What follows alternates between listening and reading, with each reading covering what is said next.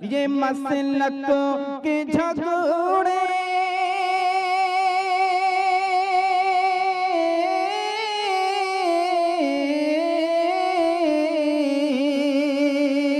ये मसलक के झगड़े, ये आपस की रंजिश, ये मसलक के झगड़े, ये आपस की रंजिश। एक प्रोग्राम है, इसके बाद जिसके आप मुंतजिर हैं, इंशाअल्लाह प्रोग्राम की कार्रवाई शुरू की जाएगी।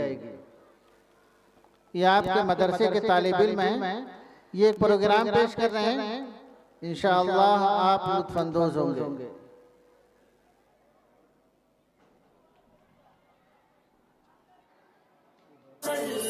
हम पे हुए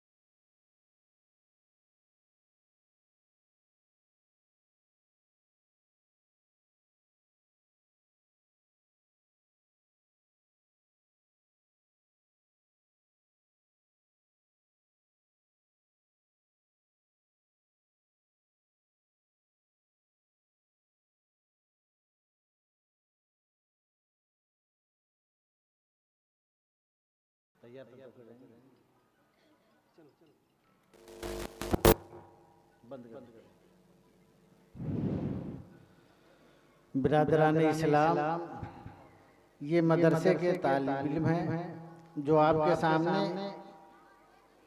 एक प्रोग्राम पेश किए हैं और इन्होंने कौम को दावत दी है कि आज दुनिया में जो हम जलील हैं उसकी वजह क्या है। दुनिया में जो आज हमारा सिक्का मजबूत नहीं हुआ उसकी वजह क्या है। इन्होंने प्रोग्राम की शक्ल पेश की है लेकिन हकीकत में हमें सबक बतलाया है, सबक सिखलाया है।